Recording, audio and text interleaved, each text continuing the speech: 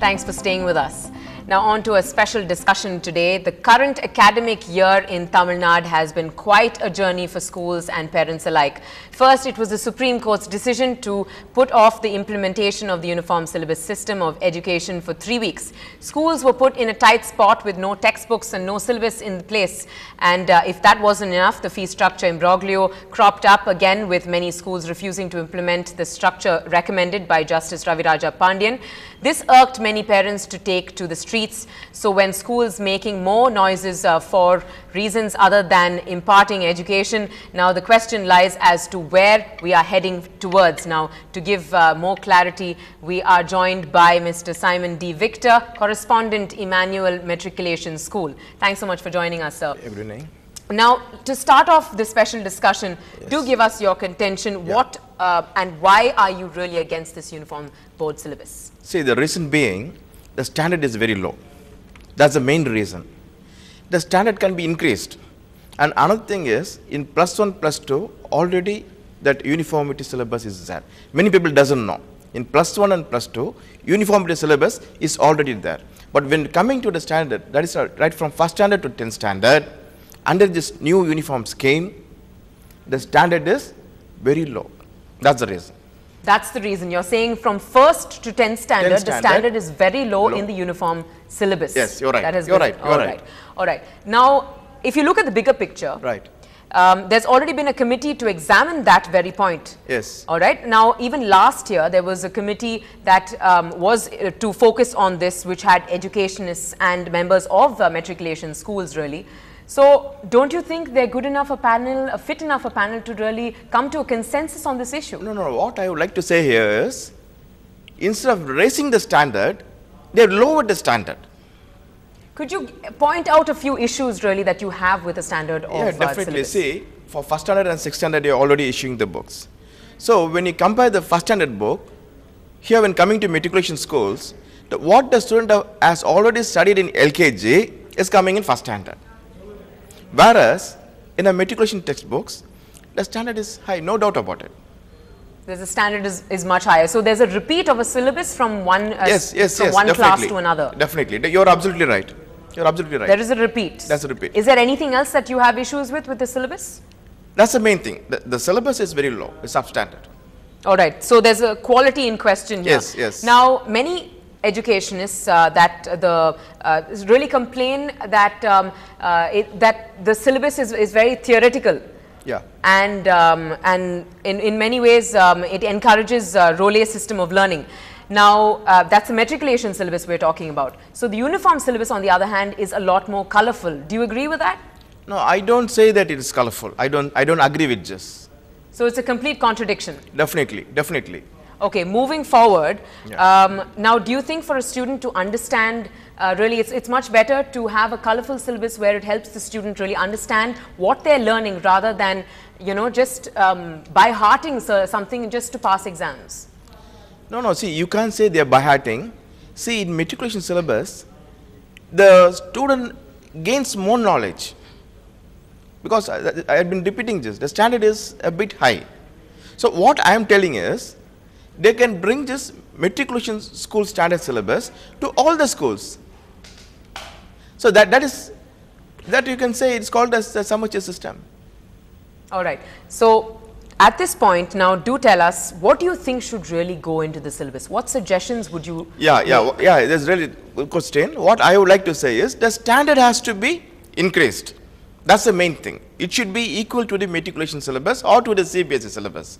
The standard has to be increased. Okay, we understand your point, sir. You're saying the standard has to be increased, but apart from the fact that something is repeated from one class to another, what are the real issues? What are the substantial issues that you're dealing with this particular syllabus that has been formulated? See, that's what I'm telling you is, in matriculation schools, what a student had already studied in 3rd standard or 2nd standard, the same syllabus is repeated in 4th and 5th standard. The same. Okay. So, that's what I'm saying again and again. The standard, we can't expect a good standard there. So, it's just repeating of syllabus. Yeah. And is there anything else that they can do to increase the quality? See, that's what I'm telling you now is, if they introduce this Samuchi system, the matriculation school students will find it very easy. Will find it very easy. So, to benefit each and every sector of the people, the standard must be increased. All right. Now, we leave it at that for the Uniform Board syllabus at the moment, but moving forward to the new fee structure which has been recommended. Now, that's yet another big issue that we're dealing with, definitely, with all the parents and children really at a certain hold in their lives. Yes. From a school's perspective, what are the issues that you have to deal with this particular recommendation? And how difficult is it to really run a school?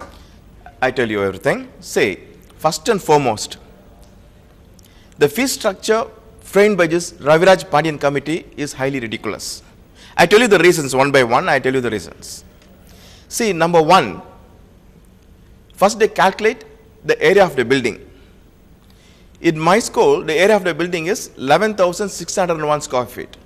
But whereas they have determined as 6,868 square feet. How is that? So they have done their own thing. It is their mistake. I'll tell you, I can say so many points. Next. See, there's a separate account called as school maintenance accounts. School maintenance account. In my audit report, it is around 3 lakhs or something. They showed it as 68,000. Why is that?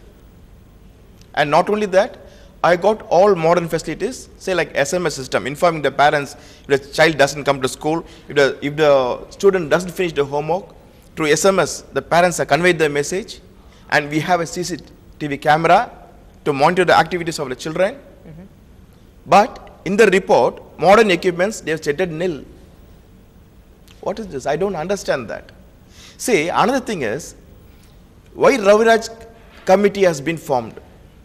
In order to cut down the fees of those schools who are charging exorbitant fees. Okay? So, what is their duty? See, they can prepare a list of schools, say, who are collecting more than 30,000, 40,000, and the matter would have been settled right there. But now what has happened, even the schools who are collecting 3,000, 4,000, 5,000, 6,000, they were taken by the nets. See, if a school is charging 6,000 or 7,000, they were asked to collect 3,000. This is definitely not possible. What's the main idea? Some schools are charging exorbitant fees. Absolutely. All right. You've given us clear-cut points as to why you have a problem with this new fee structure. You've given us very good examples. Probably that'll throw new light on certain issues. But in your opinion, representing the school that you are with, do tell us how exactly can we monitor schools that flout the system? I'm not able to catch you. How exactly do we monitor schools that really flout the norms really and charge exorbitant fees? How do we monitor that issue? See, it's very, what to say, every people in city, they know which are the schools which are charging more. Okay? Then, see, officers are there, through them they can collect a report, which school are charging about 25,000 or 30,000. They can take a list. They can take a list of schools through the educational officers, which are the schools which are collecting more than 30,000 or 25,000. So, only for those schools, the Raviraj Pandian committee can take action. What's the main idea? I'm telling you. So, do you believe that they have not been able to make out the difference between schools that actually charge those exorbitant amount of fees and everybody else like you, for example? No, but here now what has happened, those schools which are charging exorbitant fees, for them the fees has been hiked. And those who are charging very less, it has been reduced. In other words, you make a very strong statement there, but do you have proof of that? Definitely, no doubt. You can see in the nets also. You can see in the net also. All right, you make a very strong point there. On that note, we end this discussion. Thanks so much, thank you, Mr. Victor, for joining us and giving us and throwing new light really on this ongoing topic, which every parent and student has been facing for the last couple of weeks and months. Of course, we certainly hope that there will be a solution with this new review that will be coming up. Well, we slip into a short break here on the bulletin, but coming up on the other side, if you're a Michael Jackson fan, believe me, you have to come back after this short break. Jermaine Jackson speaks of Michael, his brother, in an exclusive interview to NDTV.